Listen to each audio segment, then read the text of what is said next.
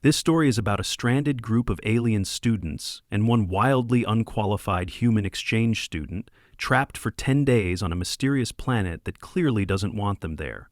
With only 3 days of supplies, no working translator for the local flora, and a cave that literally spits at them, they must navigate bizarre terrain, emotionally unstable vegetation, and each other. Among them is Logan, who claims watching survival shows counts as training, and whose improvised recipes might be the only thing keeping them sane. But the planet is watching, and it's not just the trees. Let's see what this story has in store for us. The cave sneezed. Not metaphorically, literally sneezed, ejecting their only tent like a wet tissue and sending Professor Elrani tumbling backward with an undignified grunt. The tent flapped, caught a gust of wind, and landed in a shallow mud pool that hissed and then belched it back out. The mud did not want the tent either. From the mouth of the still snorting cave, Logan Fletcher peered cautiously and muttered, "Yeah, definitely offended." He scratched his neck and turned to the rest of the group. "So, cave's a no-go. Also, it might be allergic to nylon." Professor Elrani, a Zalari of the more cylindrical persuasion, pulsed angrily. "Caves do not get offended. This is a mineral formation, not a sentient entity." "It just sneezed out our housing," Logan said, stepping over a squirming root that tried to wrap around his boot. "I think the entire planet has some serious boundary issues." Zyka, the Tharnian biologist, sneezed again violently and waved a translucent blue tissue at no one in particular. "Permission to incinerate the air," she said, voice muffled under her anti-pollen respirator. "I told you to stay inside during peak bloom hours," Professor Elrani said, inspecting her field scanner. "The pollen density is only borderline lethal." "I have 5 noses," Zyka snapped, "and one of them is swelling shut." Across the clearing, Nib flopped into a puddle with a sad slurp. The Norluck's gelatinous body rippled and gurgled faintly. Nearby, what used to be their cooking pot now had the consistency of overcooked spaghetti. "Utensil number 3, the Tevlari muttered. "Melted. Again." "Sorry," Nib quivered. "I was just sitting near it. I didn't touch it." "You radiate heat, Nib," the Tevlari replied, brushing at her pristine wing feathers. "And for the 100th time, please, hover. Your slime is violating my perimeter." Professor Elrani rubbed her eye nodule and took a long breath. "Team, focus. We are here for a 10-day survey mission of planetary flora, and we are now stranded. Communications have confirmed rescue will arrive in," she paused to let it sink in, "10 Earth Standard days." "We have 3 days of rations," said Logan, trying to yank the bent tent rods into something resembling a shelter. "Which, divided among 6 people, 5 people and 1 human," Zyka offered bitterly. "Still 6 mouths," Elrani said sharply, "which gives us approximately half a meal per person per day if we begin rationing now." The Perix engineer, Drix, beeped softly and held up a series of hand tentacles, then launched into what sounded like an enthusiastic calculus equation. "He says we can survive," Logan translated, "if we stop using energy for anything unnecessary, like digestion." "He said no such thing," Zyka replied. Drix nodded solemnly. "Great," Logan sighed, running a hand through his sandy hair. "Guess it's time to Bear Grylls this situation." "You mean the Terran survival specialist?" Elrani tilted. "The one who drank his own—" "Let's not finish that sentence," Logan interrupted quickly. "Point is, I've seen every season. We need fire, shelter, edibles, clean water. Oh, and maybe a translator that doesn't crash every time a shrub starts singing." The planet's name was technically XU-1439b, but Logan had already renamed it Planet Passive Aggressive. The flowers hummed disapprovingly when anyone stepped near them. The grass recoiled under boots like it was offended, and the cave, well, it spat. It was supposed to be a simple survey mission. Take samples, avoid ingesting anything that glowed, record flora behavior, get back in the ship. Then, the ship's guidance system got scrambled by what Drix claimed were sentient static waves. The comms array took offense at being touched, and the planet's only stable landing pad tried to digest their equipment trailer. Logan dragged the tent carcass under the wing of a broad, fern-like structure that had not yet vocalized its displeasure. We'll stay here tonight. It's dry, slightly uphill, and not hissing at us. Good enough. Unacceptable, chirped Vestra, the Tevlari. There is dirt and spores. You're covered in feathers, be grateful. I'm wearing canvas pants that have absorbed more alien humidity than I care to measure, Logan muttered. We're camping. Professor Elrani finally managed to get the group's backup beacon to emit a sputtering SOS signal. Help will arrive in 240 Earth Standard Hours. Our goal is survival.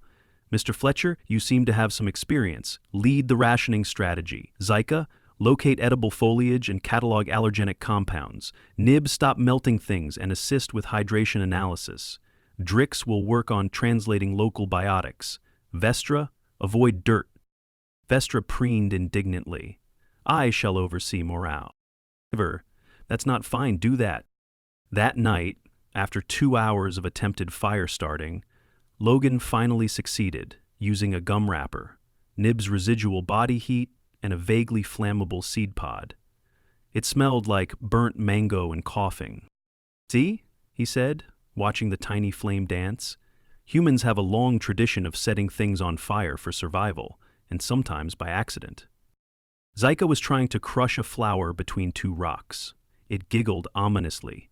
I don't trust the ground, she said. You shouldn't, Logan replied. It blinked at me earlier. By morning, the planet had relocated some of their belongings 10 meters to the left. The water purifier was now inside a small tree. Not on it, inside it. We are not drilling into that, Elrani stated, arms folded. Logan looked at the tree. The tree exhaled gently. It's mocking us, he said. Would you stop attributing emotions to vegetation? Elrani snapped. That's rich coming from the woman who wrote Emotional Topography of Interstellar Petals, Logan pointed out. First of all, that was peer-reviewed. Secondly, O-Star's Vestra put down the soap. Vestra had begun washing her talons in what appeared to be a small, bubbling stream. The stream turned purple. Oh no, Nib whispered. The stream belched a low moan and retracted 2 feet backward into the earth, taking Vestra's soap and dignity with it. Planet hates soap, Logan noted. Okay, no cleaning. Got it.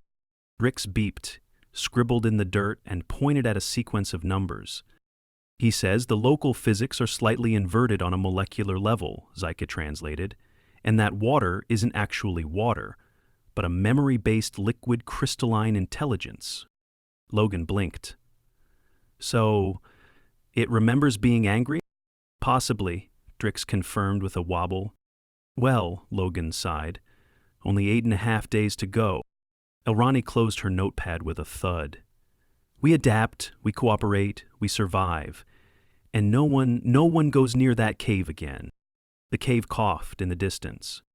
Logan stood up, brushed pollen off his pants, and looked at the group.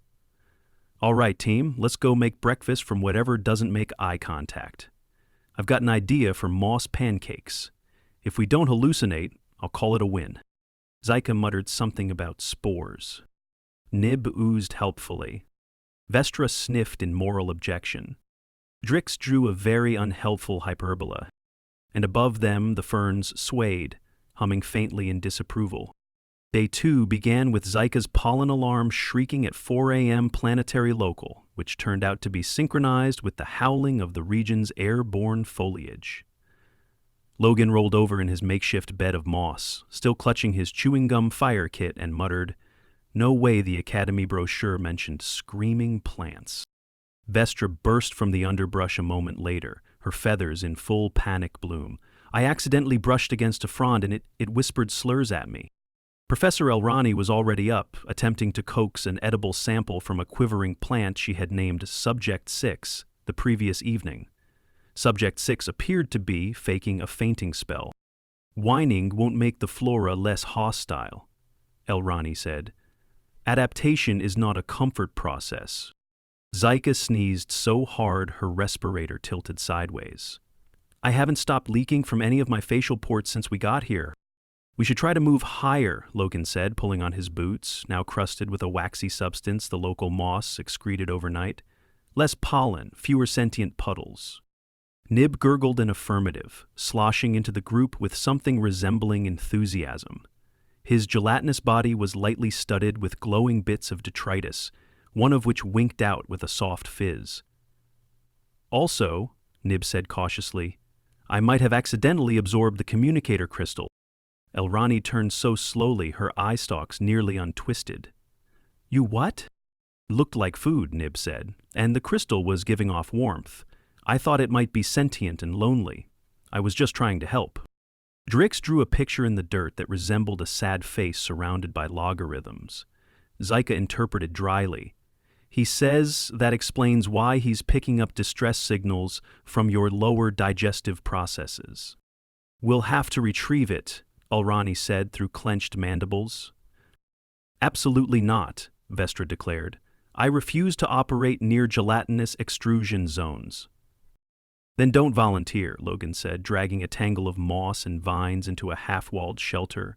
Let's focus on not dying. By midday, Logan had organized a foraging squad. Drix, whose understanding of math did not extend to the practical identification of edible versus screaming plants, was paired with Vestra, who managed to look insulted by the landscape itself. I will not walk through that, Vestra said, pointing to a stretch of terrain that appeared to be twitching. It's moss, Lognan said. 8 winks. It's probably just condensation. It just called me a dirt walker. I didn't hear anything. You have inferior ears. Logan sighed. Fine, I'll go first. They trudged through the patch, which trembled slightly under each footstep, and eventually reached a rocky outcrop where the vegetation was thinner, the air crisper, and the trees only sang every few minutes in oddly syncopated tones. Drix began mapping potential hydration points, while Vestra plucked non-dirt-stained leaves with surgical precision.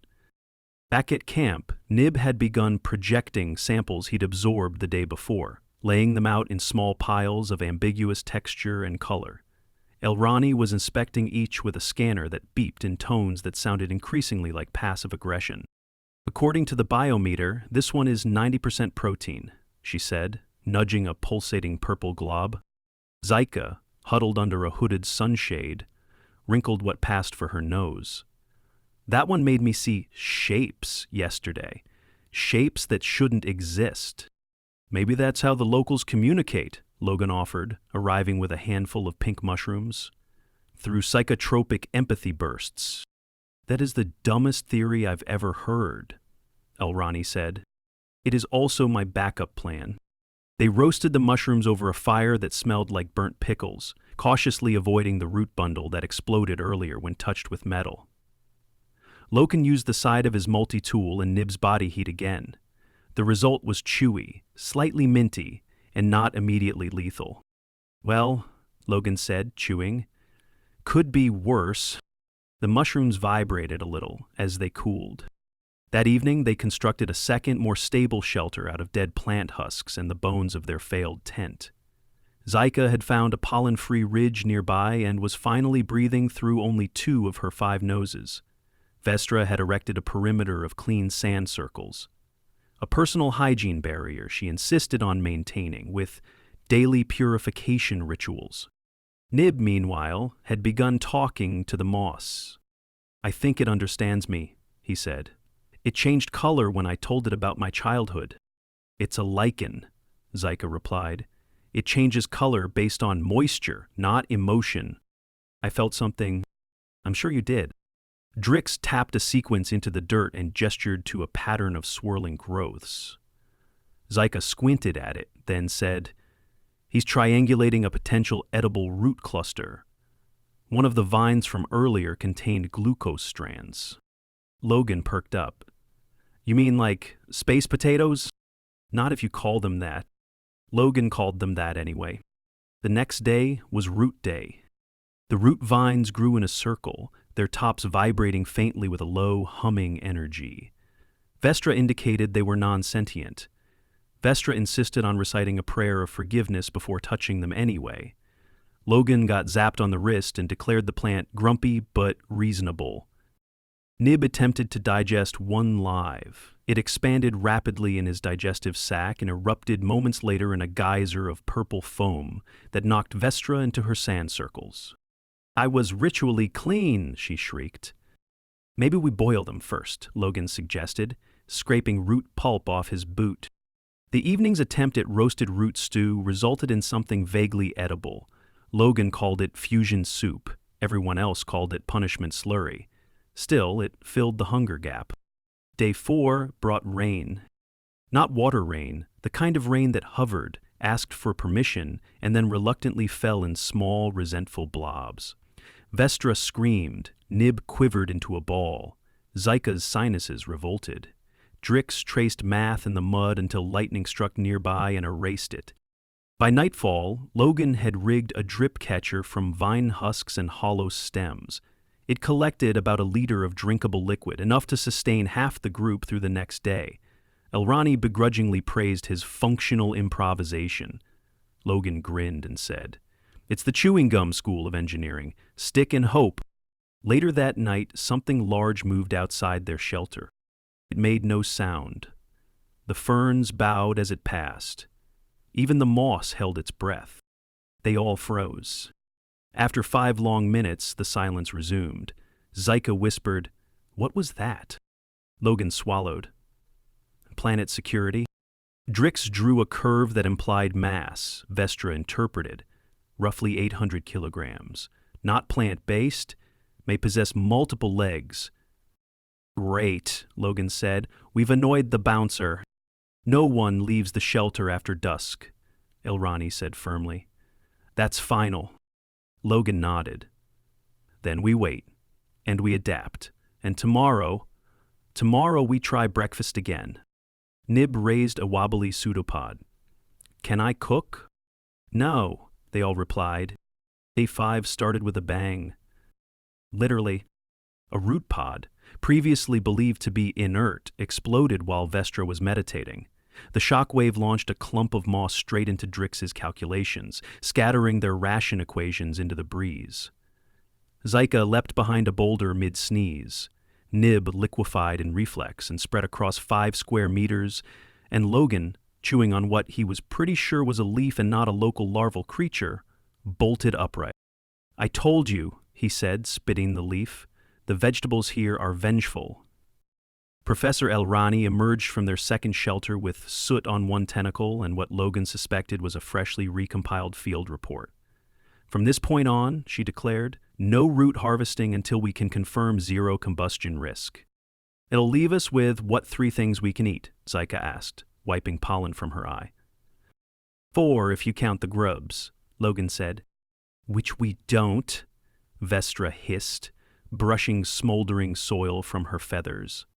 Drix tapped a warning pattern on the dirt. Movement near the perimeter during the night had left residual thermal traces. Not animal, not plant, unknown. "Elrani," Logan said carefully, "are we still assuming this planet isn't sentient?" Elrani sighed.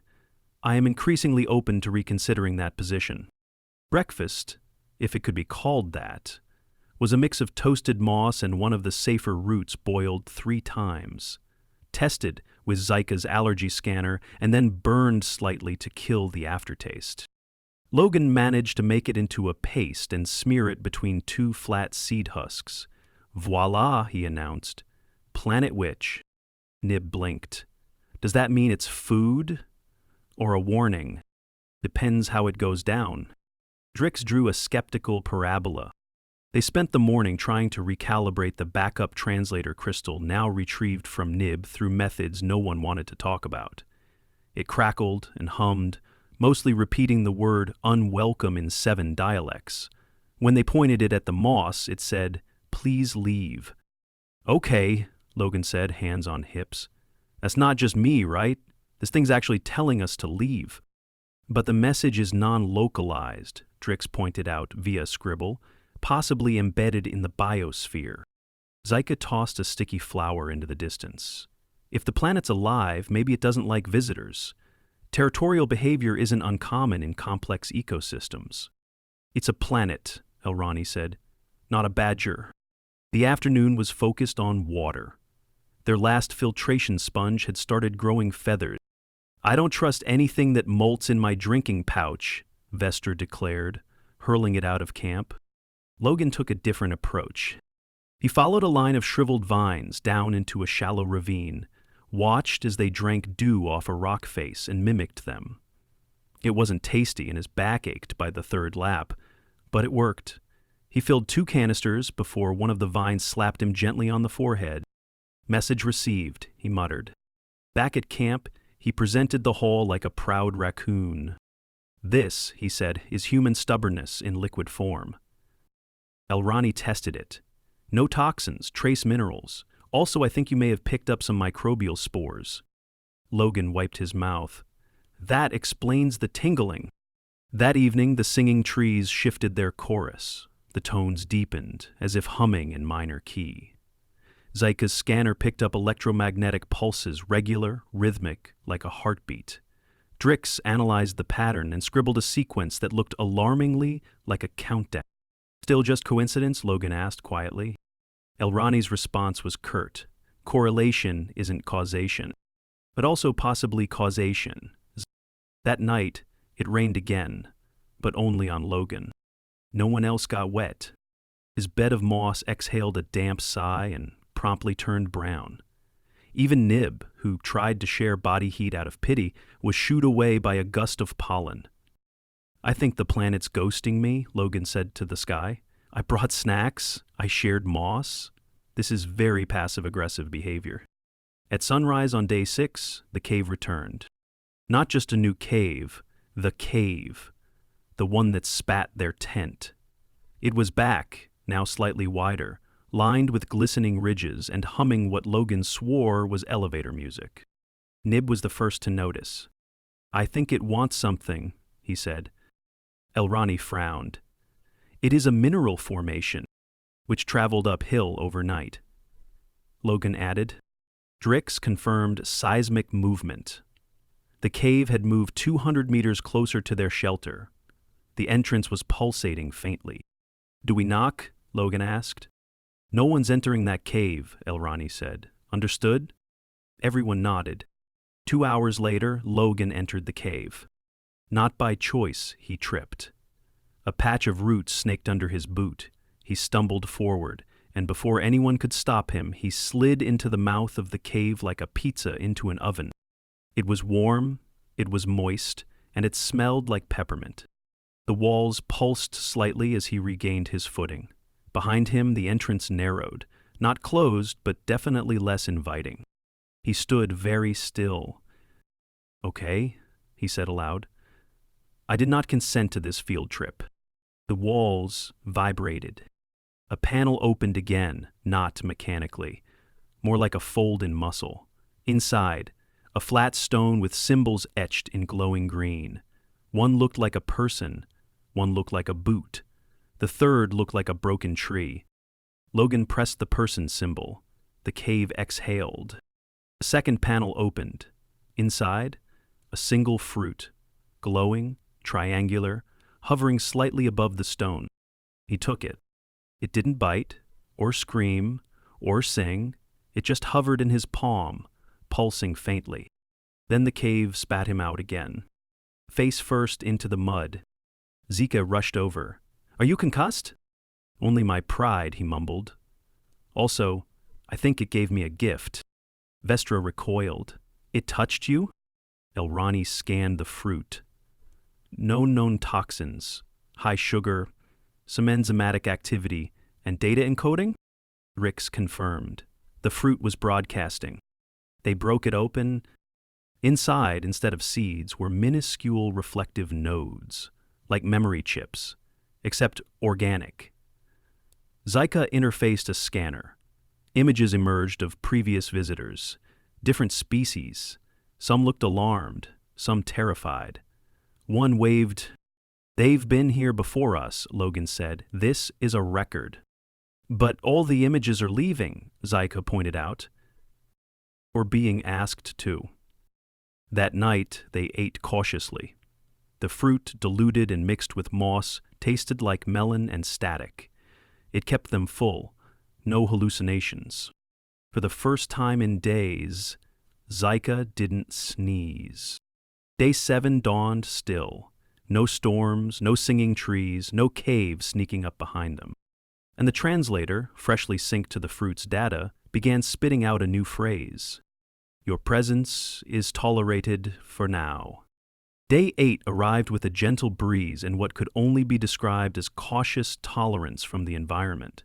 The trees had stopped humming.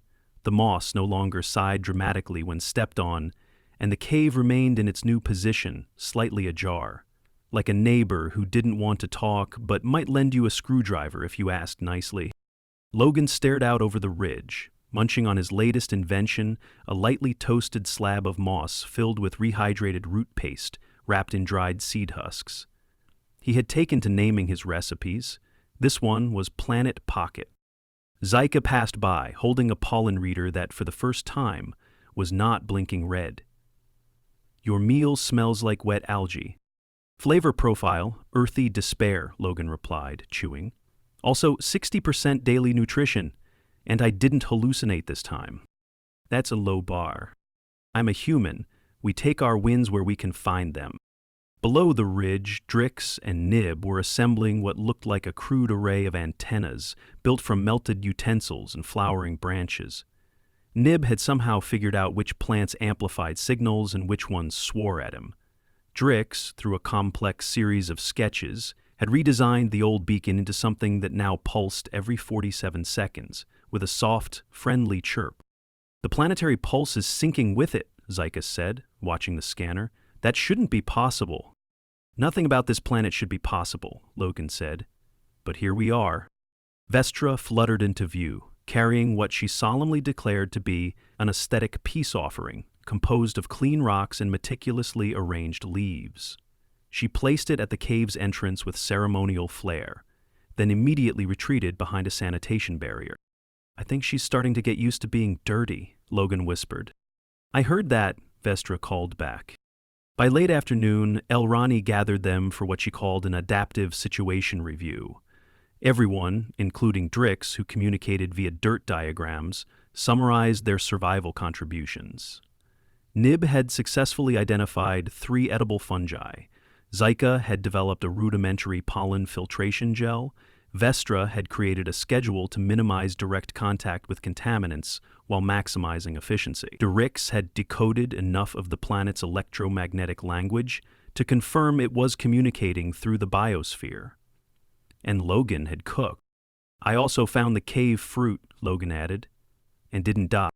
Miraculously, Elrani muttered, but her tone had softened. The translator emitted a new phrase. Departure acceptable. Observation complete. Everyone stared at it. Observation? Zyka asked. Drix scribbled. The planet was testing us. Testing for what? Vestra said, clearly offended. Civility? Adaptability, Elrani concluded. Non-invasive survival strategies. Mutual cooperation under duress. Like a galactic escape room, Logan said, except with more digestive challenges. Nib burbled. I don't think it ever wanted to harm us. It just didn't want another invasive species setting up shop. It's alive, Zyka said, almost in awe. All of it. We were never exploring it. It was exploring us.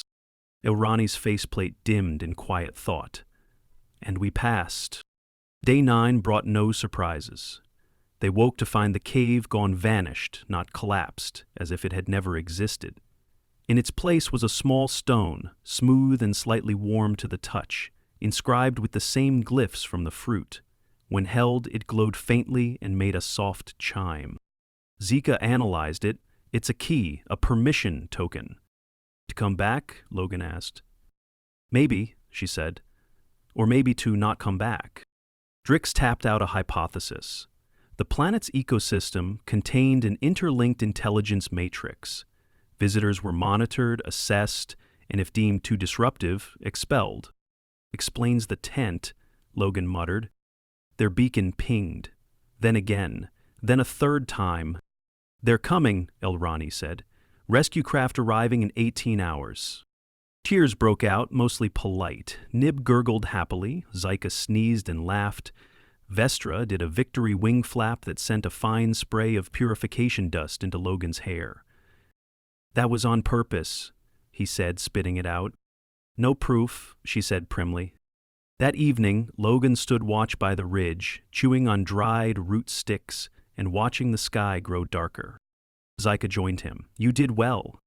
I mostly annoyed plants and cooked. You kept morale up. That matters." Logan tilted his head. "I never thought I'd miss not being judged by shrubbery." She gave a rare smile, eyes adjusting to the fading light. "You'll make a terrible xenobotanist." "Thanks." The rescue ship landed just after dawn. It hovered gently above the field, sending down a quiet wave of heat and a personnel ramp that hissed into the moss like a sigh of relief. A small team in sterile suits rushed to greet them with hydration packets and clean uniforms. Elrani refused a stretcher. "We are not invalids, we are scientists, and we've made contact." The team leader raised an eyebrow. "With what?" Elrani looked at the trees. "A planet that didn't want us. Until it did." They left as the sun rose, casting long shadows over the camp that was no longer theirs. As the ship lifted, Logan glanced back through the viewing port. The moss waved in the wind, or maybe waved goodbye. "You know," he said, turning to Elrani, "when I signed up for interstellar exchange, I thought I'd be taking notes and maybe getting pranked by a friendly parasite. I didn't think I'd be making diplomatic snacks for sentient soil." Elrani didn't smile, but her eye nodules relaxed. "You adapted. The Academy will want a full report." "Do I get to title it?" "Within reason." Logan grinned. "I'm calling it the 10-day salad. How not to die on a planet that hates visitors." Zika leaned in. "Don't forget to list the symptoms of moss poisoning." "Oh, I'm making that a whole appendix." As the ship carried them back toward familiar stars, the planet behind them returned to quiet. Its sky shimmered with layered clouds. Its trees swayed in patterns only it understood, and deep underground a new fruit began to grow, one with images of a human, a blob, a sneezy biologist, a fussy feather duster, and a mathematical squid. It pulsed once, then settled. The test was over, for now.